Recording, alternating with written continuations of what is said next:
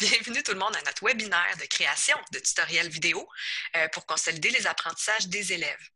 Nous allons aujourd'hui voir quelques outils et je serai également accompagnée par mes collègues Mélissa Ouellet-Gendron et Patrick Fleury. Nous sommes 3 conseillers pédagogiques en intégration des technologies, 3 anciens enseignants également. Moi, je suis conseillère pédagogique TIC à temps plein, Patrick aussi. Mélissa a également un grand volet au niveau de la mesure 3810 et des outils d'aide à l'apprentissage des élèves. Donc, nous serons vos hôtes pour la journée. L'horaire du webinaire, bien, en principe, c'est 1 heure, mais pour vrai, ça déborde toujours avec la période de questions. Là, ça va prendre probablement 1h30 autour de ça.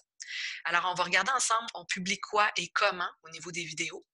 On va également comparer 4 outils de capture vidéo.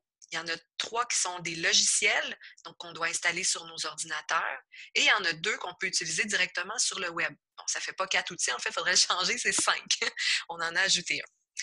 L'édition vidéo, on va aborder aussi cette question-là, c'est-à-dire que lorsque ma vidéo est captée, lorsque j'ai créé une petite vidéo pour mes élèves, comment je fais pour éditer ma vidéo, soit en enlever des bouts, ajouter des choses dedans, etc. Publier des capsules sur YouTube, parce qu'une fois que j'ai enregistré mes capsules vidéo, ben, je fais quoi avec? Alors, on va aussi aborder cet enjeu-là.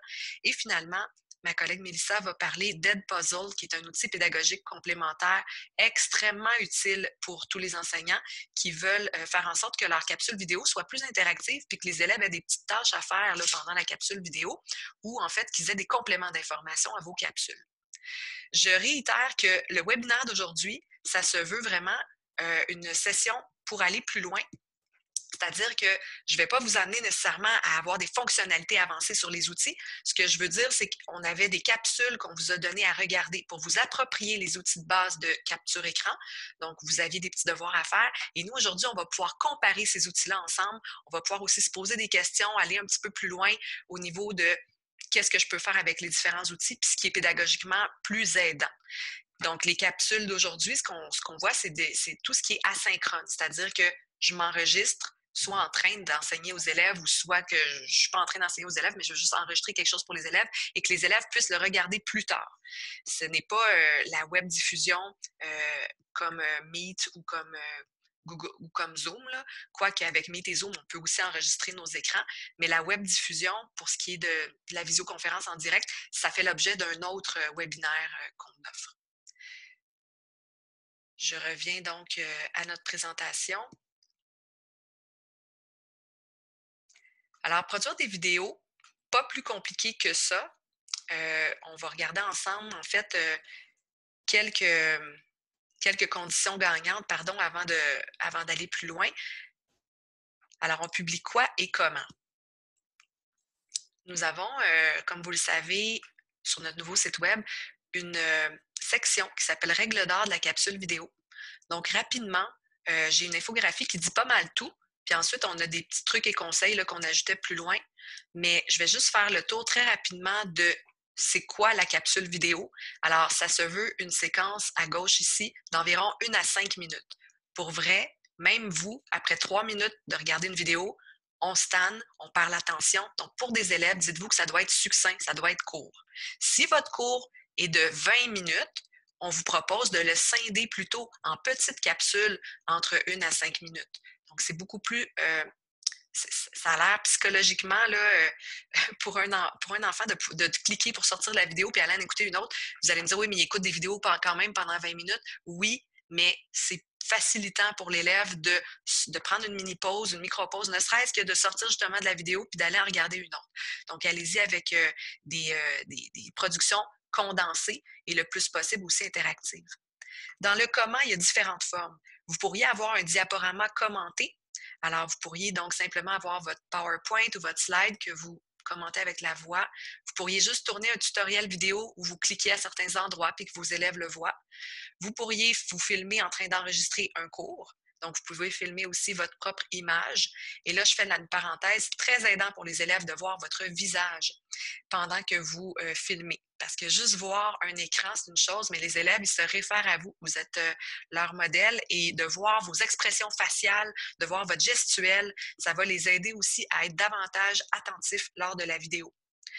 On pourrait aussi animer des images. Donc, il y a certains outils, on ne les aborde pas aujourd'hui, là, mais on peut faire animer des petits bonhommes qui bougent et tout. C'est beaucoup plus long à faire. Ça demande une maîtrise un peu plus grande aussi.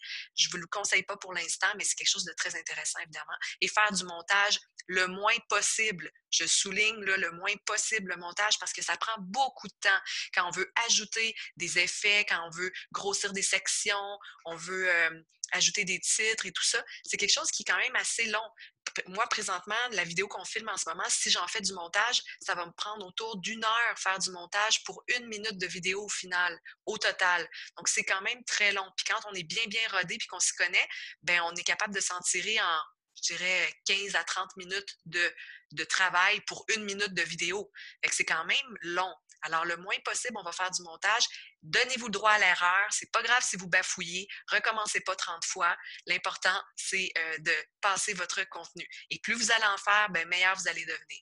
Quand vous allez vous réécouter aussi, vous allez voir des fois les petites choses que vous faites que vous ne voudriez plus faire par la suite, puis vous allez devenir de meilleur en meilleur.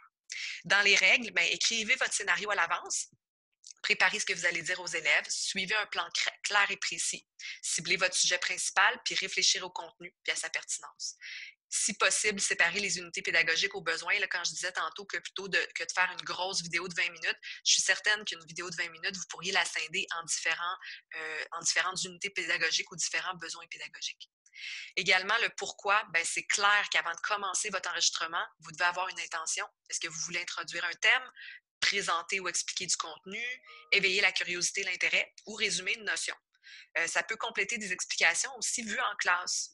Donc, tout dépend de votre intention, va définir en fait le comment de votre vidéo ainsi que la durée. Le quand également, ben là, on pourrait faire écouter une vidéo avant un cours, comme ce qu'on a fait aujourd'hui avec vous. On vous a demandé de visionner des petits tutoriels. Nous, ça nous libère de la charge d'enseignement plus technique de la notion, puis ça nous permet d'aller plus loin dans le pédagogique. Vous pourriez aussi, pendant un cours, lorsque vous êtes en classe, par exemple, demander à des élèves d'aller cliquer sur certaines vidéos ou séquences d'enseignement. Et vous pourriez aussi, après un cours, faire visionner une vidéo, par exemple, des élèves que vous voyez qui n'ont pas bien compris une notion. Bien là, vous pourriez filmer une petite vidéo de vous en train de la réexpliquer et puis l'envoyer pour que l'élève puisse la visionner à son rythme. Mélissa, est-ce que tu avais quelque chose à ajouter sur ce contenu-là? Oui, mais il y a juste pour quand on donne une vidéo, une capsule vidéo à regarder à un élève, là, surtout avant un cours, ben même pendant un cours, c'est important de donner aux élèves une intention d'écoute. Donc, on vient cibler un peu sur quoi ils doivent porter une attention. Quand c'est une capsule vidéo qui introduit de la nouvelle matière ou même si je démontre, par exemple, comment résoudre un problème, là, que ce soit un problème grammatical ou un problème mathématique, peu importe, j'aime bien poser 2 questions aux élèves. Je leur demande de faire la liste de ce qu'ils ont compris. Qu'avez-vous compris dans cette vidéo-là? Ils vont venir un peu résumer. Puis ensuite, la deuxième question, c'est mais qu'est-ce que vous n'avez pas compris? Parce que c'est facile de dire ah, j'ai rien compris, puis les élèves, ils sont bons pour ça, là, j'ai absolument rien compris. C'est faux. C'est sûr qu'il y a des choses qu'ils ont compris. Il y a certaines notions, certaines parties, certains exemples qu'ils ne vont pas avoir compris. Donc, en posant ces questions-là, nous, comme profs, on a une emprise par la suite afin d'orienter nos interventions auprès des élèves. Là, si on sait ce qu'ils n'ont pas compris, si on peut travailler après ça en sous-groupe de travail ou on peut faire un retour en classe quand la portion qui est mal comprise par les élèves est généralisée. Donc, ces 2 petites questions-là, moi, je les aime beaucoup. Puis c'est pour ça aussi que je suggère d'utiliser, par exemple, un Google formulaire ou n'importe quel document, mais surtout le Google formulaire là, qui est intéressant parce qu'on peut intégrer la vidéo. Puis ensuite, juste en dessous, il y a nos 2 questions. Puis nous, on récolte toutes les réponses au fur et à mesure que les élèves regardent la vidéo. Puis en même temps, ben, on sait si on fait leur travail. Donc, c'était une suggestion. Super suggestion, merci Mélissa. Puis ben, j'ai demandé justement à Mélissa d'intervenir parce qu'elle a utilisé beaucoup le contenu vidéo avec ses élèves dans les dernières années, puisqu'elle enseignait encore l'année dernière avec des élèves du secondaire. Alors, forte de son expérience, c'est aidant d'avoir des exemples concrets, là. Merci. Je laisserai la parole à ce stade-ci à Patrick parce qu'on est rendu à vous présenter des comparatifs entre les premiers outils vidéo. Donc, Patrick, si tu veux prendre la parole. Bonjour tout le monde. Donc, est-ce que tu veux te présenter mettre la présentation, Maryse? s'il vous plaît. On va vous présenter plusieurs outils. Vous allez voir, il y a 3 logiciels, puis il y a aussi des plateformes web qui vous permettent de faire des vidéos. On en présente plusieurs pour que vous ayez le choix, puis que vous allez aussi sélectionner celui qui correspond plus à vos besoins. Vous allez voir, ils ont toutes des petites particularités qui fait qu'on peut, celui tu vas dire, ah wow, c'est vraiment celui-là que je veux utiliser. Puis, mais c'est ça. Donc, vous allez voir, il y a comme un buffet d'outils. C'est à vous de choisir ce que vous voulez euh, pas manger, mais goûter. Le premier, c'est Smart Notebook, donc le logiciel que vous avez tout le monde là, sur son poste, même il est sur les postes d'élèves aussi. Donc, il est présent sur tous les postes de prof. Si vous avez un poste personnel, vous pouvez aussi l'installer. La démarche est sur quoi, la démarche pour l'installer? Vous pouvez m'envoyer un courriel, je vous l'enverrai. C'est pas un poste personnel, mais pour les postes de commission scolaire, Notebook est là. Si vous avez déjà suivi une formation TNI, vous savez déjà c'est quoi Notebook, ça vient avec les TNI. C'est vraiment c'est un genre de PowerPoint qui permet de présenter des trucs au TNI. Mais on peut l'utiliser aussi en dehors sans TNI. Donc, je vais partager mon autre écran. Marie, si tu veux enlever le partage d'écran, je vais mettre celui-là. Je m'en viens.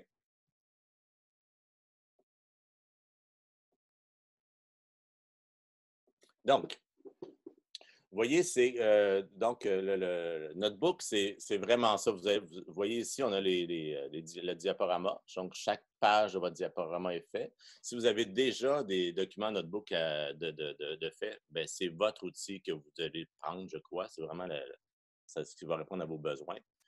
Pour pouvoir filmer, à la base, il y a un outil là-dedans qui filme l'écran. À la base, votre outil n'est pas présent dans la barre d'outils en haut. Il va falloir la rajouter. En passant, ce qu'on vous dit maintenant, c'est filmer. Vous allez pouvoir y retourner demain si vous manquez des petits détails. Pour rajouter l'outil, vous allez aller dans la barre, la roue dentée qui est en haut. Vous voyez sûrement mon curseur. On clique là-dessus et vous allez trouver la caméra, donc l'enregistreur Smart qui est ici. L'enregistreur Smart, ça va vous permettre de capter ce qui se passe à l'écran. Donc, je le prends et je dois le glisser dans la première section des outils ici. Si on le met ici, ça ne fonctionne pas. À chaque fois, on fait l'erreur, on essaie de le mettre ici. Il faut vraiment la mettre dans la première section. Et là, en glissant, votre outil, la caméra document est là. Pas de caméra document, l'enregistreur Smart est là. Une fois qu'elle est là, c'est facile comme bonjour. On a juste à appuyer dessus. Et vous voyez, j'ai les fameux boutons comme qu'on a sur toutes les vidéos qu'on avait avant sur les vidéos. Enregistrer, pause et stop. Et là, on a juste à cliquer sur enregistrer et la captation de notre vidéo va commencer. Ce que ça filme, ça va filmer, là, ça va juste filmer votre voix. Donc, on va entendre votre voix, puis on va voir ce qui se passe à l'écran. Si vous prenez vos crayons et vous commencez à écrire sur votre page, ça va filmer ce qui se passe là. On ne voit pas la photo, la vidéo du prof. C'est vraiment juste ce qu'on voit à l'écran puis la voix. On pourrait passer à l'autre diapo, on pourrait mettre des jeux qu'on a fait aussi avec SmartLab si vous avez suivi TNI 1. On peut y aller un après l'autre comme ça. Et quand on a terminé, on peut même prendre des pauses pour respirer. Quand on a terminé, on va peser sur stop et la vidéo est faite. La vidéo se transforme automatiquement en MP4, donc on peut le déposer où on veut après sans aucun problème. La vidéo s'enregistre dans les téléchargements ou sur le bureau, Patrick? Téléchargement d'ordinateur. Ouais, ça dépend, c'est toi qui vas décider où tu veux le mettre. Moi, je conseille de le mettre sur votre bureau, comme ça, il est plus facile de pouvoir le déposer après où vous voulez. Merci. C'est l'outil vraiment le plus facile, accessible, qui est partout sur les ordinateurs des postes de commission scolaire. Et si vous avez déjà des diaporamas de fait, là, c'est vraiment l'idéal. Donc, et on peut sortir à l'extérieur, hein, je crois, de Notebook. Oui, Marie, ça fait bien d'intervenir comme ça.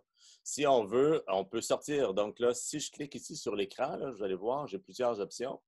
Je vais pouvoir rendre mon arrière-plan transparent. Donc, tout ce qui est sur mon notebook, tous mes fichiers de notebook disparaissent, vous allez voir. Et là, je tombe sur... Il y a beaucoup de choses qui se passent sur mon ordi en même temps, là. C'est pas normal que ça reste là. Mais je pourrais aller en arrière. Ah, tu vois, il y a un petit bug là. Parce que mon zoom sur mon ordinateur est parti. Il y a plein de logiciels en même temps. Mais je ne devrais pas voir l'écran qui est là.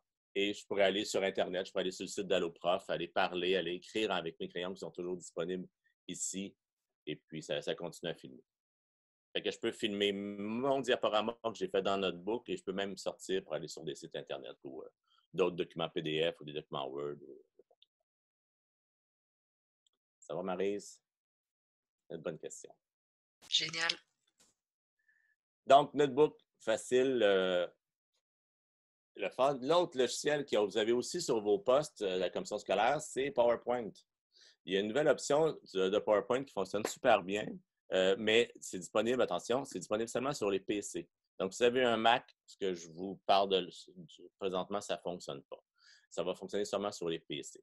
Et sur la version logicielle, pas sur la version en ligne. Vous pouvez télécharger tous les logiciels qui sont liés à Office sur vos postes personnels. Vous avez la démarche sur le site des ressources CSDL. Elle est là. Maintenant, vous avez encore, mettons, si vous avez fait votre PowerPoint et vous avez tout votre contenu qui se retrouve ici, ce que vous pouvez faire maintenant, c'est rajouter des commentaires audio. Et en plus, vous pouvez rajouter votre caméra. Donc, on peut vous voir en même temps. Ce qu'il faut faire, c'est aller dans Diaporama ici. Donc, dans le menu en haut, vous allez avoir Diaporama. Et vous avez enregistré l'écran. C'est ici que se retrouve la formule magique. On va cliquer dessus. Vous allez voir. J'ai ma caméra qui est en dessous. Encore là, ça fonctionne. Okay. J'en demande trop à mon ordi, mais elle tient les coups. Donc, j'ai mon diapo. Je peux changer mes diapos en cliquant sur les flèches. Et ce que je vais faire, c'est que quand je vais être prêt, je vais cliquer sur Enregistrer. Ce que ça fait, c'est que ça va m'enregistrer des vidéos pour chaque page de mon PowerPoint, pour chaque diaporama de mon PowerPoint. Ça va filmer ma petite caméra en haut. Je pourrais l'enlever, ma caméra. Je peux la lever ou la mettre à mon goût. Et quand je vais cliquer sur mon petit bouton pour changer de diapo ici, ça va me créer un autre film que ça va insérer dans ma diapo. Et puis là, l'élève va pouvoir, par exemple, commencer la première diapo, va cliquer sur Play, il va m'entendre parler. Quand il va avoir terminé, il va cliquer sur la deuxième diapo et là, ça va être un autre film qui va commencer. Donc, tout est synchronisé, tout est minuté aussi. Et là, je peux aller jusqu'à la fin comme ça. Et quand j'ai terminé, même chose que tantôt. Ce que ça fait, par exemple, attends, je vais le refaire juste pour vous montrer rapidement. Je clique sur Enregistrer, j'ai un décompte me préparer pour Il y a respirer. quelqu'un qui... Et là, je vais pouvoir filmer mon truc. Regardez bien, là, si j'arrête, je tourne la deuxième page, ça repart à une autre vidéo avec encore moins d'explications. J'ai des outils aussi que je peux voir ici en bas. Donc, je pourrais me servir des outils pour aller écrire sur ma diapo. Patrick, j'ai une question. Donc, j'ai des questions des gens, mais ça revient pas mal au même. Lorsque tu passes d'une diapo à l'autre, est-ce que l'enregistrement continue à enregistrer? Est-ce que tu dois arrêter de parler? Est-ce que tu dois redémarrer ton enregistrement lorsque tu passes d'une diapo à l'autre pour faire le nouvel enregistrement? C'est juste, prenez une petite pause pour pas que ce soit décalé, mais il le fait automatiquement. Dès que vous changez de vidéo, lui, de page, il change de vidéo automatique. Et il continue l'enregistrement d'une autre vidéo toute seule. Regardez là, j'ai enregistré 2 diapos. Si je l'arrête, vous voyez, ma vidéo sur ma première diapo est ici. Ma deuxième diapo, ma vidéo elle va être là. L'élève va juste cliquer sur le petit play là, pour pouvoir faire jouer. Et là, il va entendre, moi j'ai coupé le son de mon ordi, là, et il entend la vidéo qui va avec. Génial, merci. Regardez, même mes lignes sont là. C'est vraiment, c'est nouveau. Ben, c'est nouveau. Ça fait quelques mois que cette option-là est là. C'est vraiment un gros plus pour le PowerPoint qui se rajoute. Donc, ça, c'est pour PowerPoint. Après, il va y avoir un autre outil qu'on a pensé. Moi, c'est une enseignante pendant un webinaire qui nous a fait penser à ça. Simple pour pouvoir enregistrer, c'est Zoom. Donc, si vous partez une conversation Zoom, et vous pouvez même être tout seul dans votre conversation, je ne sais pas si tu peux revenir, je vais me départager, Maryse, puis tu vas pouvoir partager la diapo.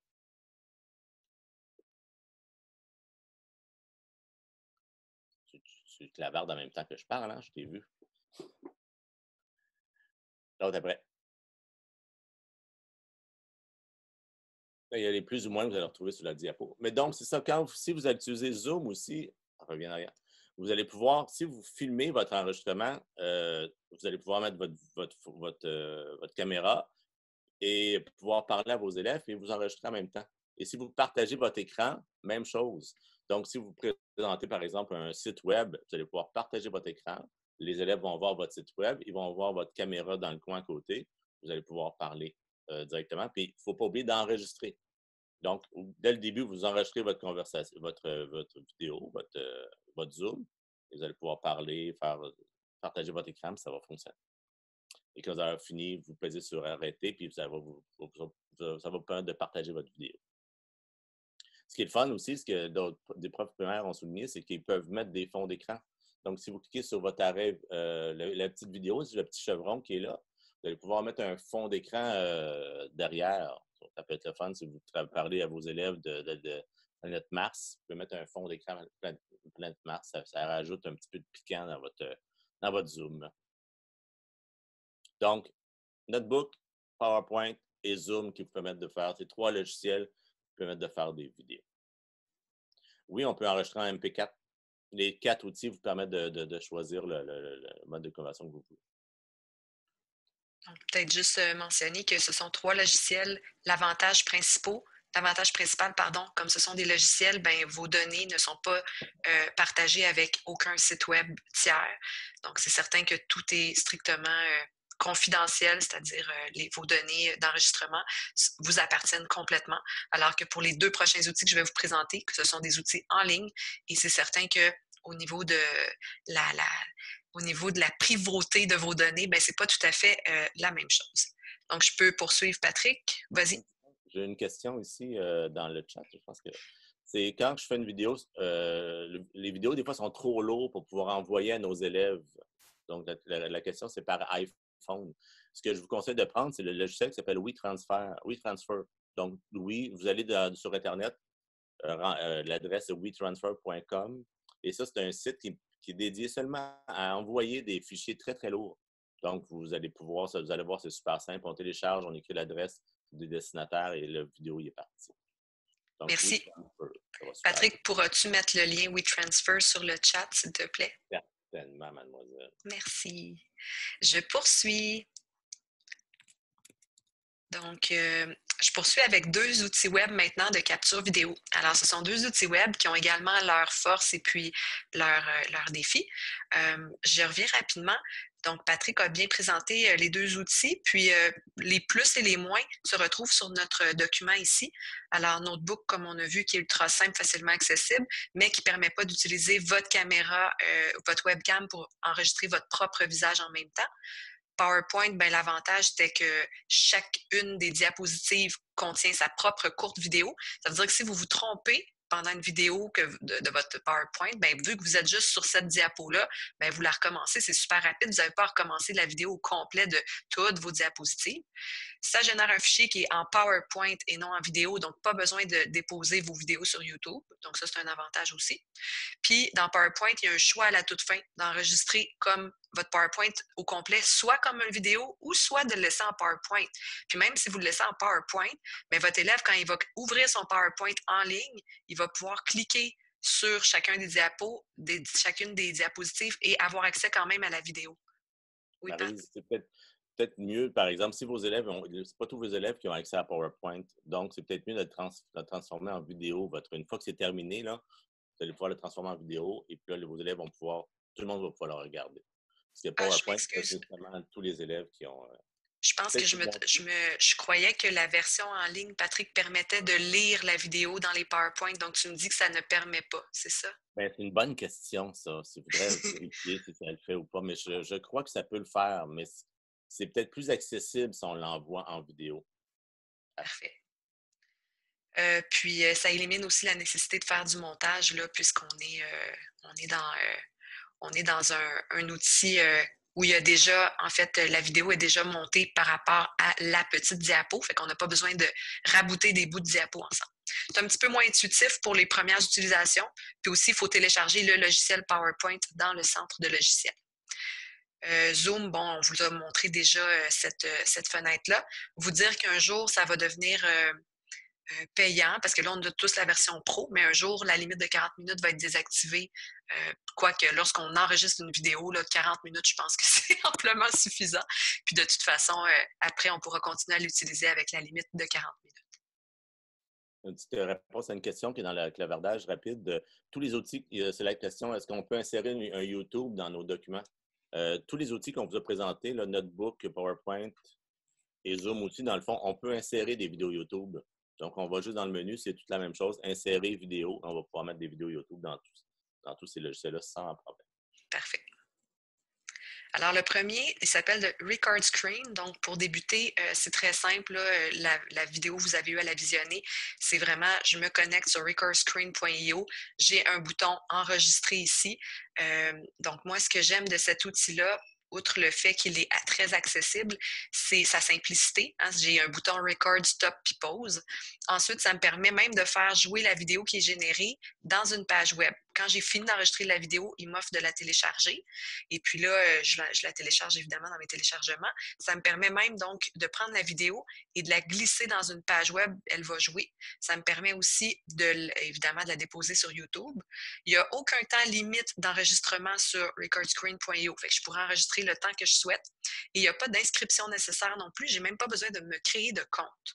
Donc, c'est un outil très, très accessible. Alors, si vous voulez débuter l'enregistrement d'une vidéo rapidement avec un outil en ligne, ben recordscreen.io fait un excellent travail.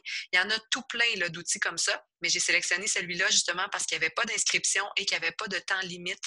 Souvent, il y a des filigranes qui apparaissent en arrière-plan et tout ça tant que tu n'as pas créé ton compte. Là, ce n'est pas le cas. Ça fonctionne très bien. Une petite bémol, c'est un outil web, donc la confidentialité des données est toujours questionnable. Moi, j'ai été vérifiée, j'ai fouillé partout et tout ce que j'ai trouvé, c'est les vidéos sont sont traitées dans le navigateur et ne sont jamais envoyées à leur serveur. Donc, c'est l'entente de confidentialité qu'eux nous donnent, la compagnie, qui est derrière recordscreen.io. Donc, ça me rassure moyennement, parce que ça ne me dit pas non plus si mes données sont partagées ailleurs. Mais bon, en principe, là, ça voudrait dire que c'est traité directement dans le navigateur. Comme ce n'est pas envoyé sur leur serveur, moi, j'ai trouvé que c'était un des outils web, en fait, qui avait le plus haut taux de sécurité, entre guillemets, puisque je sais que mes données ne sont pas envoyées à leur serveur. C'est traité directement sur le web. En principe, ça me garantit une certaine privauté de mes données. Mais encore là, comme je vous dis, on est sur le web, donc il faut garder un petit bémol. Alors ça, c'était recordscreen.io. Celui-là, je vais m'y attarder davantage parce que c'est un petit peu notre Cadillac des outils web là, pour l'enregistrement, puis ça permet beaucoup de choses. Screencastify, c'est un outil web aussi qu'on appelle une extension Chrome, c'est-à-dire que c'est un petit module que j'ajoute à Google Chrome et d'ailleurs, il faut vraiment que j'aille sur Google Chrome, le navigateur, pour l'utiliser. Mon autre outil, Record Screen, je pourrais aller sur n'importe quel Safari, Firefox, Chrome, n'importe quel navigateur, ça fonctionnerait. Mais sur Screencastify, non, juste avec Google Chrome. Donc, je vous fais, avant de vous faire la mini-démo, je vais vous dire qu'il y a beaucoup d'avantages à utiliser Screencastify. Notamment, une fois que la vidéo est terminée d'enregistrer, ça c'est une capture écran que j'ai faite, vous voyez des outils d'édition juste en bas, donc des ciseaux, qui me permettent d'aller couper le début et d'aller couper la fin à l'endroit que je souhaite de ma vidéo. Ça évite d'avoir à utiliser un outil de montage par la suite. Ben, en fait, c'est restreint. Là. Je ne pourrais pas venir couper ici au milieu puis couper 2 minutes plus tard. Là. Je peux vraiment juste couper la partie du début, la partie de la fin. Puis ensuite, ce que j'aime de cet outil-là, ce sont ses possibilités de partage. Notamment avec Screencastify, ça me permet soit d'obtenir un lien de partage directement. Donc, ça va mettre la vidéo directement dans mon Google Drive. Ça l'insère tout de suite dans un dossier qui s'appelle Screencastify. Donc, dans ce dossier-là, j'ai tous mes enregistrements que je fais s'en vont là directement, sans même que j'aille à les placer. Si je clique sur « Obtenir mon lien partageable », bien, ça me permet d'obtenir un lien Internet que je peux envoyer à des élèves. Je peux aussi, dans mes options de partage que j'aime beaucoup, partager directement sur Classroom. Alors là, si vous faites des vidéos pour vos élèves, bien, vous pourriez enregistrer votre petite vidéo, peu importe où vous êtes. Là. Mettons que vous enregistrez un PowerPoint ou encore même un fichier notebook ou peu importe quoi. Vous enregistrez tout ce que vous voulez sur votre ordinateur avec Screencastify. Puis quand vous cliquez sur Share to Classroom, vous allez pouvoir partager à n'importe quel de vos groupes. Vous pourriez aussi la publier directement sur YouTube par là, avoir un code d'intégration. C'est un petit peu plus avancé, pas besoin aujourd'hui. Puis vous pourriez aussi la télécharger directement sur votre ordinateur. Donc là, je fais une très courte démonstration. Je vais sortir ici de cet écran pour aller vraiment ici sur le site de la trousse. Et là, si je veux enregistrer quelque chose, admettons que j'ai une belle image puis je veux en parler à mes élèves, je vais activer mon Screencastify qui est juste en haut ici. Donc, mon Screencastify, il est là parce que c'est une extension que j'ai ajoutée à Chrome. Donc, vous ne l'avez pas, vous allez devoir aller sur le Chrome Web Store. On va dire que j'ai bien écrit ça, Chrome Web Store. Le Chrome Web Store, il vous permet en fait d'aller ajouter différentes extensions qui sont fort utiles pour votre enseignement à distance. Donc, c'est ici que j'écrirai mon Screencastify. Et là, voilà, Screencastify, ici, vous allez avoir le bouton à droite « Ajouter à Chrome ». Moi, c'est le bouton « Évaluer » parce que je l'ai déjà ajouté. Mais aussitôt que vous cliquez sur « Ajouter à Chrome », il s'en va directement en haut ici dans votre navigateur Chrome. Et là, si maintenant je veux l'utiliser, je clique dessus, je vais enregistrer super rapidement. Donc, je peux choisir mon microphone, si j'ai un casque, un micro-casque de connecter. Je pourrais choisir aussi d'ajouter ma webcam. Alors là, ça va filmer mon visage aussi. Puis dans les Show More Options, ce que j'aime beaucoup, c'est que j'ai ici les Drawing Tools, donc les outils d'annotation directement. Alors ça, je le veux. Je peux choisir mon compte avant qu'il se mette à enregistrer. Puis là, quand je fais mon record, je vais avoir, on me demande de partager mon écran, fait que je dois cliquer sur mon écran et cliquer sur partager. Et là, j'ai mon décompte, comme vous voyez, et en dessous, vous voyez ma barre d'outils. Alors, je peux sélectionner, par exemple, le crayon avec la couleur de mon choix et venir encercler au fur et à mesure. Mon pointeur aussi peut devenir, regardez, quand je sélectionne le pointeur, ben, ça amène les élèves à voir où je clique.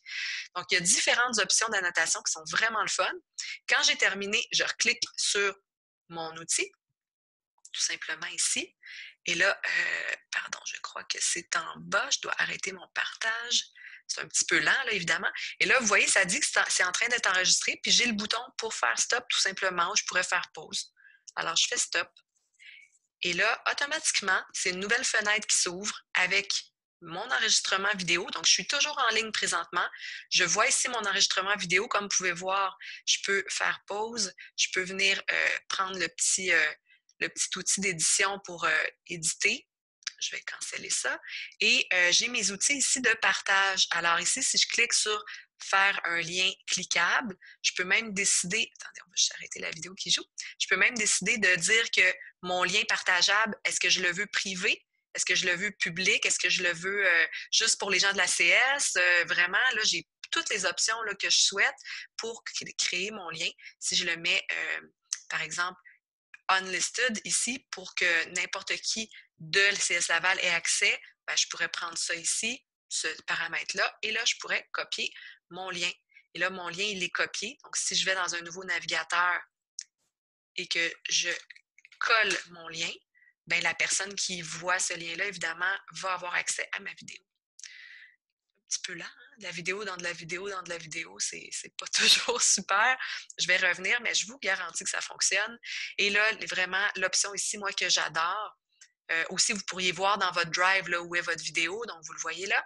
Et là, envoyer à Classroom, bien, ça permet pour les gens qui ont des groupes dans Classroom, vous voyez, ça ouvre directement, c'est lié avec votre Classroom de la CS, parce qu'on est connecté aussi avec notre compte de la commission scolaire. Donc, choisissez le cours dans lequel vous voulez publier cette vidéo-là et choisissez le type d'action. Alors, vous pourriez dire, j'élabore un devoir, je pose une question, peu importe. Vous cliquez sur OK et tout ça fonctionne. On le montre plus en détail dans la vidéo. Je peux aussi donc le télécharger ou encore aller le publier sur mon compte YouTube de la commission scolaire. C'est vraiment, là, vous allez dire, c'est la mecque, là, pourquoi on ne prend pas juste ça? Parce que par défaut, vous voyez ici le petit onglet en bas, Screencastify Free, Go Unlimited. C'est pas possible d'aller Unlimited parce qu'il est gratuit, mais pour 5 minutes. Donc, j'ai une grosse limite ici qui est ma limite de temps. Alors, ma limite est de 5 minutes, malheureusement. Toutefois, 5 minutes, on en a parlé tout à l'heure, c'est généralement suffisant pour dire ce qu'on a à dire à des élèves. En fait, idéalement, ça le devrait. Sinon, rien ne nous empêche de démarrer une autre vidéo après 5 minutes. Donc, c'est le seul petit bémol, je dirais, de cet outil que j'adore, donc, qui est Screencastify. Maryse, Yes, madame. je ne sais pas si tu en parles dans le tutoriel, là, mais quand on veut télécharger la vidéo Screencastify, c'est celle-là il faut convertir en MP4, hein, sinon elle se télécharge en web, je sais pas quoi. Non, Celui-là? non, c'est pas celui-là. C'était dans recordscreen.io. Donc, OK. celle-là est déjà en MP4. OK, génial. Donc, télécharger, après ça, on peut la réutiliser facilement, il n'y a pas de problème. Oui, puis finalement, Génial. Mélissa aussi, recordscreen.io, je ne l'ai pas dit, là, le format de téléchargement, c'est .w, je ne sais jamais quoi, Mais c'est web .wbtf, quelque chose. web Ouais, c'est quelque chose, ça. mais ça fonctionne aussi, Mélissa, pour l'uploader sur YouTube, ce format-là. OK, mais c'est quand J'ai on veut faire de vérifié. l'édition, par exemple, dans iMovie, ça ne fonctionne pas. Ah, OK, oui, il faut le transformer en MP4. OK, oui, Ouais. c'est vrai, merci. Donc, Mélissa, ce qui est en train de me rappeler à l'ordre, merci Mélissa, c'est que dans le fond, ici, pour l'outil recordscreen.io, là, que je vous ai dit qui était magnifique, fabuleux et sans inscription et tout, le format d'exportation, c'est un format très récent d'exportation vidéo, un format vidéo qui est web quelque chose, c'est optimisé pour le web en fait. Et donc, oui, on peut quand même aller le télécharger. Moi, j'ai testé là avec dans Classroom, si je le partage à mes élèves, ça fonctionne. Si je le mets sur YouTube, ça fonctionne. Mais si je veux l'amener dans un outil d'édition vidéo, là, il faudrait que je fasse une petite twist, que je l'exporte en format MP4 moi-même, qui est une petite opération technique un petit peu plus complexe. Je j'extrapolerai pas là-dessus, mais on pourra vous aider là, le cas échéant, ça se fait quand même bien. Maryse, est-ce qu'on peut le lire en glissant docilement Celui-là sur un ici, navigateur web? Si je celui-là, l'envoie, si j'envoie celui-là de Record Screen, là, si je l'envoie à un de mes élèves, oui. eux, ils ont juste à glisser dans un navigateur Chrome, par exemple, puis ça va fonctionner. Oui, je l'ai dit tantôt, Patrick, OK, mais vas-y, encore pardon. plus simplement, Pat, ce que j'ai découvert, c'est que les élèves pouvaient aussi le lire si je l'envoie, si elle n'est pas trop lourde, ma vidéo, là, puis je l'envoie par courriel, ça fonctionnait aussi. Mes Parfait. élèves cliquent sur la vidéo, ça le télécharge, puis ils lisent avec leur lecteur vidéo le petit cône là, que tout le monde a sur un PC. Là, voyons, je vais-tu le dire? VLC. Oui, c'est VLC. ça, VLC. Donc, ça fonctionne aussi en lecture avec VLC, le format web, patente, machin. Là, les élèves peuvent le lire quand même. Fait que, oui, merci. Voilà qui termine cette section-ci. Donc, on va basculer à l'édition des capsules. Parce que là, c'est bien beau. On a tourné plein de belles petites capsules, mais peut-être que ça vous tente d'aller un peu plus loin puis d'éditer vos capsules. Donc, peut-être d'enlever des choses que vous dites, ah, ça, j'ai bafouillé, puis il est arrivé telle affaire qu'il faut vraiment que j'enlève de ma capsule vidéo. Ou encore, je voudrais ajouter du texte à certains endroits ou des images ou de la musique. Alors, les outils d'édition pour aller un peu plus loin. Donc, le montage vidéo, vous pourriez le faire aussi sur PC avec Microsoft Photo. C'est un outil qui est sur tous les PC qui ont Windows 10. Donc, tous les PC en fait, de la commission scolaire ont été mis à jour sur Windows 10. Donc, en principe, si vous avez un PC, vous avez Windows 10. Microsoft Photo, ça remplace l'ancien outil qui s'appelait Vidéo. Non, Movie Maker, excusez. L'ancienne version de Microsoft Photo, ça s'appelait Movie Maker. Ça fonctionnait quand même bien. Et puis, j'ai mis un petit lien vers la présentation générale de l'outil et aussi sur comment créer vos vidéos. Donc, si je bascule pour vous montrer un aperçu de ce que ça peut avoir l'air, c'est un outil très, très épuré de Microsoft. Mélissa l'a testé un peu, il fonctionne très bien aussi. Donc, faut se l'approprier légèrement, mais je vous dirais, c'est quelque chose d'assez simple qui vous permet de tout stocker aussi. Et comme je vous dis, ici, c'est du montage vidéo à la portée de tous. C'est simple, là. On n'est pas dans le trop compliqué, puis vous pouvez vous l'approprier également. Donc, on vous dit ici, c'est la vidéo de présentation. Et puis, par la suite, là, j'ai mis un lien pour créer vraiment des vidéos parce que je me suis dit, ça va prendre un peu, si vous voulez avoir séquentiellement comment la créer, bien là, tout est ici. Donc, on vous dit de commencer par cliquer sur créer, remixer vidéo, etc., etc. Donc, tout est là. Créer une vidéo à partir de zéro. L'interface, comme vous pouvez voir, dispose de quelques boutons, pas trop. Vous avez accès aussi à tout ce qui est sur votre ordinateur. Vous pourriez ajouter des filtres, du texte, des mouvements, découper des séquences vidéo, ajouter de la musique, ajouter même des effets 3D à des clips vidéo. Donc, il y a plein de choses à faire avec ça. Et les options de partage aussi sont disponibles, là, soit même sur des médias sociaux, d'autres applications, ou encore évidemment en termes de fichiers. Donc, d'aller sélectionner votre fichier tout simplement, avoir un fichier vidéo. C'est pour l'outil de montage qui est déjà disponible sur votre PC. Bien sûr, il y en a d'autres, mais celui-là, sur les PC de la commission scolaire, il est installé. Vous allez le retrouver en bas sur la loupe, en fait, de votre écran. Là, lorsque vous avez un PC, si vous écrivez Microsoft Photo, vous allez le retrouver comme ça. Donc, pour Mac ou encore pour tout appareil iOS, comme un petit téléphone cellulaire ou un iPad, bien, on vous propose comme outil d'édition de base iMovie. iMovie qui vous permet d'ajouter des photos et des vidéos sur tous ces appareils. Et ici, j'ai mis un lien pour découvrir comment ajouter vos photos et vidéos là. Puis également, comment éditer, parce que là, ici, j'ai comment ajouter les photos et des vidéos, mais pour les éditer dans iMovie, excusez, c'est dans le fond, lorsque vous avez ajouté toutes vos photos et vos vidéos, ben, vous pouvez perfectionner votre film en modifiant les séquences et tout ça, comment vraiment éditer là, les outils d'édition. Le lien est là. Puis encore une fois, ça va vous mener, comme vous voyez, ici à l'édition de Apple là, qui nous explique comment ça fonctionne pour faire les plans, où cliquer exactement. Donc, on a vraiment des procédures pour chacune des actions. Ici, par exemple, raccourcir un plan, changer l'ordre des plans, scinder un plan en deux pour pouvoir ajouter d'autres choses entre les deux, éditer. Bon, fait que j'ai vraiment tout ça à la fois pour les iPhones, le Mac ou encore votre appareil cellulaire, ajouter des images, etc. Alors, il y a tout plein d'informations supplémentaires, bien sûr, là, ajouter des photos, de la musique, des effets, etc. Tout est là. Même ajouter l'arrière-plan avec un écran vert si on veut modifier l'arrière-plan, c'est super le fun à faire. Alors, ça, c'était pour l'édition. Donc, je vous invite, si vous voulez en savoir plus, vous irez cliquer sur nos liens à la toute fin qu'on va vous envoyer. Lorsque vos capsules sont prêtes, bien, vous voulez les publier. On vous a montré tantôt quelques façons de rendre vos capsules, de les acheminer jusqu'à vos élèves. Hein, principalement, on a dit, bon, on peut créer un lien Internet à partir de Screencastify, un lien Internet que j'enverrai par courriel à mes élèves. Ça, c'est une façon de faire.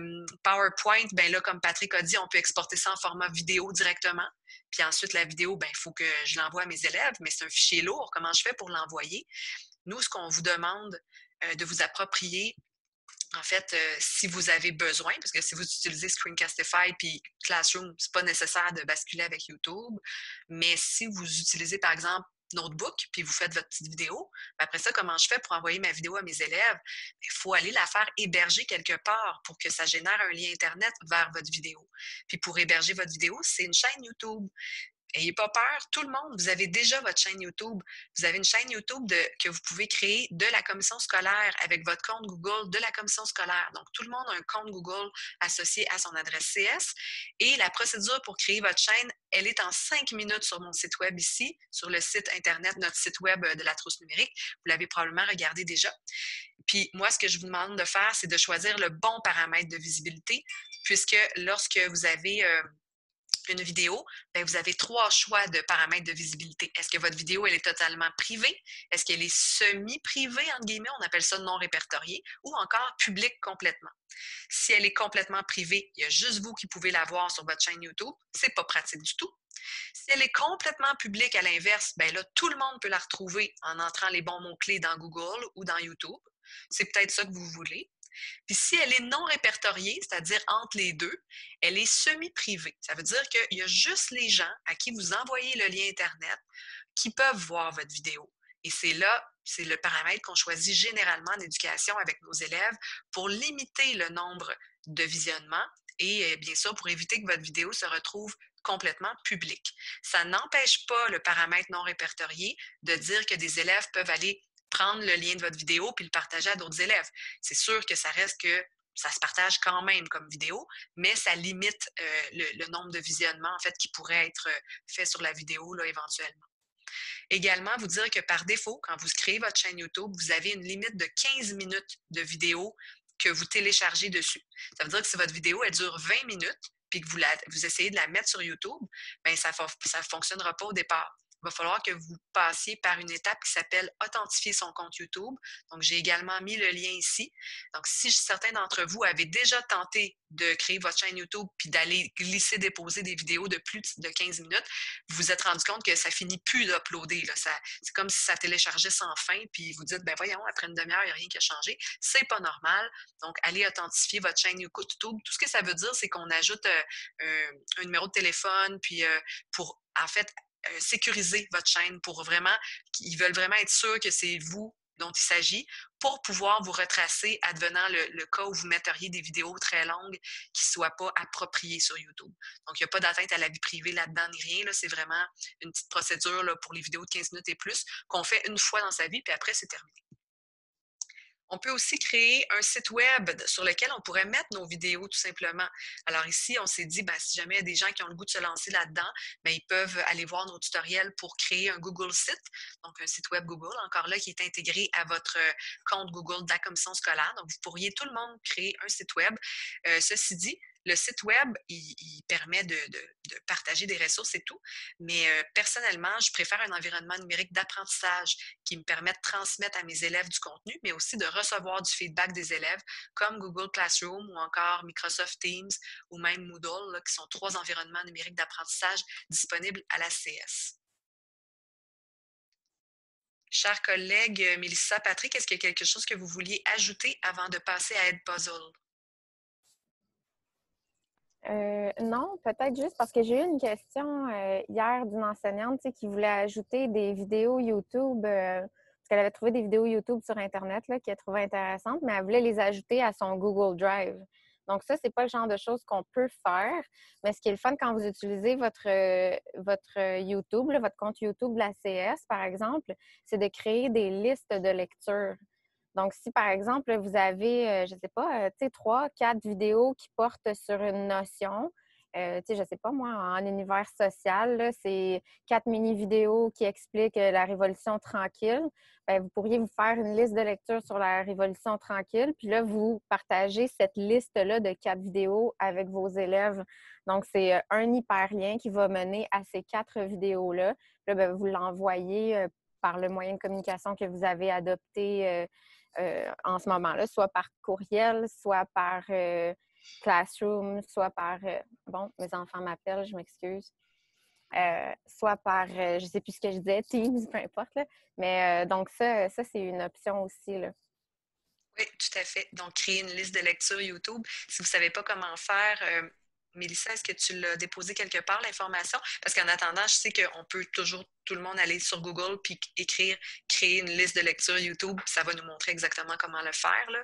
Mais c'est une information qu'on va déposer sur notre site Web en dessous de... Oui, on va l'ajouter. Dans la même section que création de capsules vidéo, là, que vous connaissez déjà, on va aller l'ajouter, comment créer une liste une liste de lecture YouTube pour nos élèves. Ça peut être super aidant aussi. Merci.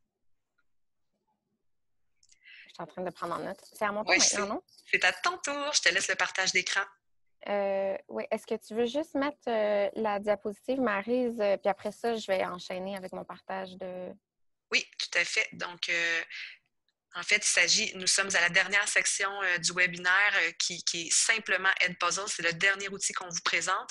Mélissa va vous le présenter, puis par la suite, il y aura la période de questions. Oui, alors je vous présente Edpuzzle qui est, bon, comme la diapo le dit, c'est un outil complémentaire. Ce qui est vraiment le fun, c'est que ça permet d'ajouter des questions, ajouter de l'information, etc. là, pendant qu'on regarde une vidéo, on peut envoyer après ça ce lien-là aux élèves. Puis ce qui est vraiment, vraiment cool, c'est la dernière puce, c'est qu'on peut empêcher les élèves de sauter par-dessus des sections de la vidéo. Donc, les élèves sont obligés de l'écouter au complet. OK, alors, je suis sur le site Edpuzzle. Donc, vous voyez l'adresse en haut, edpuzzle.com. Juste, si jamais vous décidez de vous lancer avec Edpuzzle, là, je vous conseille de vous connecter avec votre compte Google de la CS. Bien, de créer votre compte, là, on peut toujours passer par Google là, ou Facebook, mais je vous conseille d'utiliser le compte de la CS. Donc, Google de la CS, comme ça, si vous utilisez Classroom, après ça, tout est lié. Donc, c'est plus intéressant. Alors, je vous montre ici sur Edpuzzle. ça, c'est la page initiale là, sur laquelle on nous amène. Et vous voyez ici que j'ai bon, premièrement, le site est en anglais, là. C'est peut-être son seul petit bémol, sauf que ça vaut la peine de passer par-dessus parce qu'il y a beaucoup de potentiel.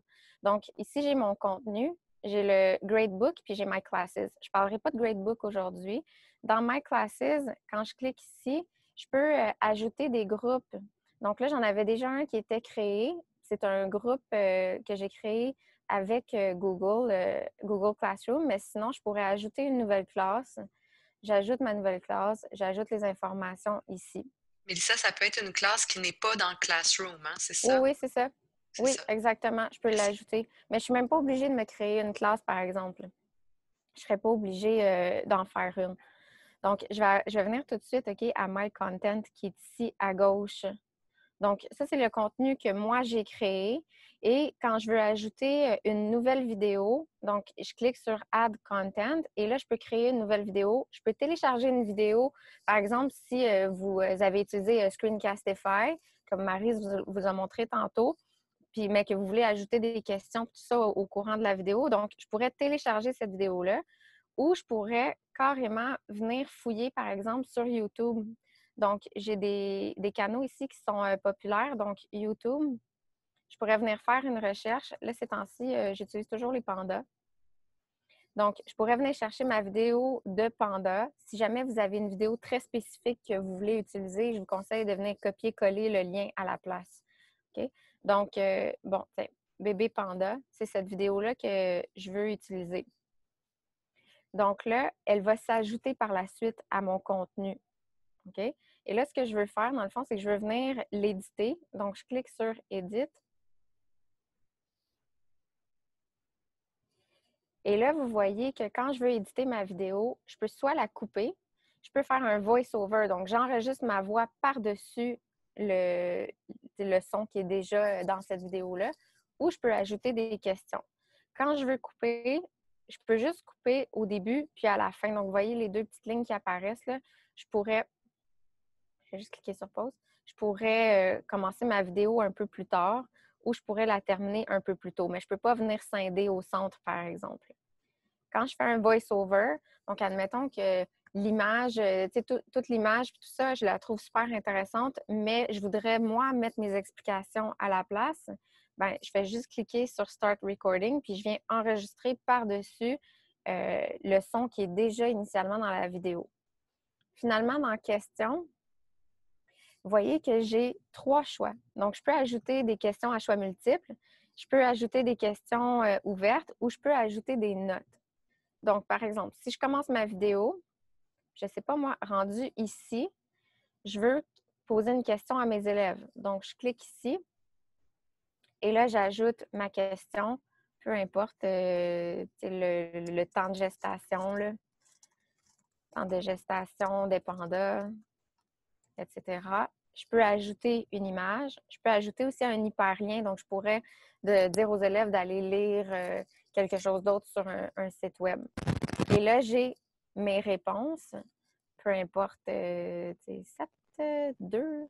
Si je veux en ajouter un troisième, par exemple, 200, si on ne sait pas si c'est des jours, des mois. Et puis, encore une fois, je peux toujours ajouter hyperlien, je peux ajouter des images. Et ici, je vais venir indiquer quelle est ma bonne réponse. Donc, en pesant sur le X, évidemment, ce n'est pas la bonne réponse. Ici, crochet vert, je viens d'indiquer que ça, c'est ma bonne réponse et je sauvegarde.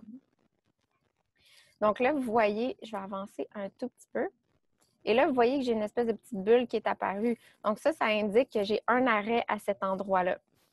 Un peu plus loin, je pourrais ajouter une open-ended question. Encore une fois, je peux ajouter un hyperlien, je peux rajouter une image. Je pose ma question à développement, peu importe la question, et je sauvegarde. Et là, honnêtement, je pense qu'il n'y a pas de limite là, au nombre de questions qu'on peut poser. Je pourrais finalement ajouter une note. Par exemple, si je prends une vidéo de YouTube, les explications, elles me conviennent puis tout ça, mais je me dis, j'aimerais ça ajouter une précision. Bien, je peux le faire.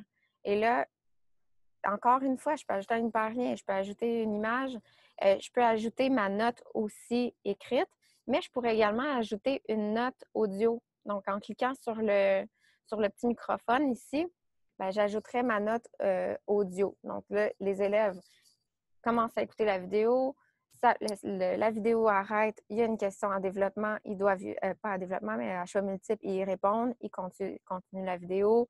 Ça arrête encore, question en développement, ils y répondent, ça continue, puis là, pouf, ça arrête parce que j'ai un message, une note soit vocale ou écrite, les élèves doivent l'écouter. Donc, admettons que j'ai mon message qui est écrit, je sauvegarde encore une fois. Et là, il peut y en avoir d'autres. Je peux continuer à en mettre jusqu'à la fin. Quand j'ai terminé, je suis prête à utiliser la vidéo. Je clique sur « Finish ». Et là, cette vidéo, elle vient de s'ajouter dans mon contenu, okay, que je vous ai montré tantôt.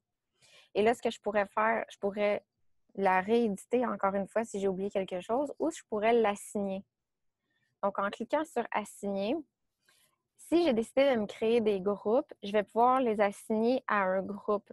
Donc là, par exemple, ici, j'ai mon groupe de Classroom là, que j'avais déjà ajouté. Il faudrait juste que je débarre ici, là, Post on Google Classroom. Si j'ai un autre groupe aussi, je pourrais ajouter ici, là, Add New Class. Donc, j'ajoute mon groupe et là, ensuite, il va juste falloir que mes élèves se créent un groupe, se créent un compte Edpuzzle si je veux avoir accès à leurs réponses. Si je ne veux pas faire de suivi là, sur qui a répondu aux questions, qui a répondu aux questions, etc., je n'ai pas besoin de me créer de groupe. Là, mais si je veux avoir accès aux réponses de mes élèves, bien, il faut que je me crée des groupes. C'est soit que je le crée dans Edpuzzle, et là, les élèves doivent se créer un compte puis venir rejoindre mon cours, ou sinon, si j'utilise Google Classroom, bien là, ils peuvent utiliser, on va utiliser Google Classroom. Là, je vais juste retourner dans Assign. Je peux aussi mettre une date de remise là, pour mon travail. Puis, ce qui est le fun, c'est le Prevent Skipping. Donc, quand je l'allume, ça veut dire que l'élève il pourrait pas, par exemple, dire qu'il passe de 1 minute à 4 minutes pour faire semblant qu'il l'a regardé. Là, il ne serait pas capable. Advenant le cas où je ne veux pas assigner à un groupe, je veux juste partager ma vidéo.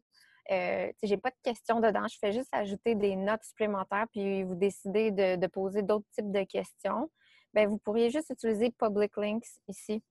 Donc, je viens copier mon lien, puis je le transmets à mes élèves soit par courriel ou peu importe la façon que vous utilisez. Là. Les petits du primaire, peut-être classe dojo, le lien pourrait être envoyé de cette façon-là. Mais ça, comme je vous dis, si vous fonctionnez de cette façon-là, avec juste le lien partageable, bien, vous n'aurez pas, si vous posez des questions, vous ne pourrez pas voir qu'est-ce que l'élève a répondu, là, vous ne pourrez pas faire de suivi. Alors, quand je reviens, donc cette vidéo a été ajoutée. Si je reviens à mon contenu, je peux passer par ici ou par ici, My Content. Là. Donc, ma vidéo, elle est ici. Puis, on voit que cette vidéo-là, elle dure 1 minute 32 et qu'il y a 3 arrêts. Donc, il y a 3 questions ou 3 notes qui ont été ajoutées. Puis, ce qui est le fun, c'est que si, admettons, je ne sais pas, moi, vous êtes plusieurs profs à l'utiliser, quand vous créez votre compte, on va vous demander, vous faites partie, vous êtes associé à quelle école. Donc, si vous êtes, je ne sais pas, moi, 10 profs à utiliser Edpuzzle, puis que vous entrez le nom de votre école, bien, après ça, ça vient s'ajouter. Moi, j'avais écrit CSDL là, pour Commission scolaire de Laval. Et là, ça vous donne accès à toutes les vidéos qui ont été éditées, dans lesquelles on a ajouté des questions, tout ça, bon, de votre école. Donc, vous avez accès au matériel des autres profs. Donc, c'est une belle solution de partage également. Donc, ça fait pas mal le tour, très globalement, là, de Edpuzzle. Il y a quand même beaucoup d'options qu'on peut explorer. Il faut que je fasse le tutoriel que je vais déposer sur notre site web. Il y en a plusieurs en ligne en ce moment, là, des tutoriels pour Edpuzzle, mais ils sont tous en anglais. Si vous êtes à l'aise avec l'anglais, je vous conseille d'aller les regarder. Sinon, c'est dans ma liste de tâches à faire, là, un tutoriel Edpuzzle, entre autres, pour montrer comment créer ces groupes, etc., etc. Mais bref, ça fait pas mal le tour. Là. Ça vaut, honnêtement, ça vaut la peine d'explorer ce site web-là. Merci, Mélissa. Je peux me permettre, il y a eu une intervention tout à l'heure qui était fort pertinente d'une enseignante qui me disait, si on n'est pas familier avec l'anglais, on peut toujours faire traduire la page en français. Donc, je ne sais pas si vous étiez familier avec ça. Lorsqu'on est sur Google Chrome, il y a ici, juste à droite de ma barre d'adresse, un petit outil qui est Google Translate. Et des fois, la page s'affiche déjà, mais des fois non. Alors, je peux sélectionner en cliquant sur cet outil-là français. Et là, bien sûr, la traduction ne sera pas 100% parfaite, mais elle va, comme vous voyez, le site web vient de se transformer en français et j'ai l'outil commencer. Donc là, voilà, tout est en français. Alors, très, très aidant. Merci pour l'intervention d'une participante tout à l'heure. C'était ce que je voulais terminer de vous dire. Donc, le petit outil traduire cette page qui est dans Google Chrome maintenant. Alors, on va terminer maintenant avec une petite liste que j'ai. Je voulais juste vous présenter des endroits où il y a déjà des tutoriels vidéo de filmer d'accessibles pour vos élèves dans lesquels vous pouvez aller piger. Il y en a des milliers, là, des sites web. Nous, on en a juste répertorié quelques-uns, des sites de gens qui nous ont partagé leurs vidéos. Donc, notamment, il y a la chaîne YouTube de Clément vous enseigne, qui est un prof de 5e, 6e année, qui a mis beaucoup, beaucoup de contenu là, au niveau de capsules pour ses élèves. Il y a plein de nos enseignants aussi là, qui ont des chaînes YouTube. On vous invite à nous les partager d'ailleurs si vous souhaitez qu'on bonifie notre page. Le français animé ici. Il y a des capsules primaires avec des vidéos. Il y a M. Eric qui est très, très dynamique et qui enseigne notamment les fractions. Il y a Cynthia Potvin de la CS des découvreurs. Elle a beaucoup de capsules mathématiques au primaire. Et bien sûr, Alloprof qui est une mine d'or de capsules web pédagogiques. Ce serait maintenant l'heure des questions.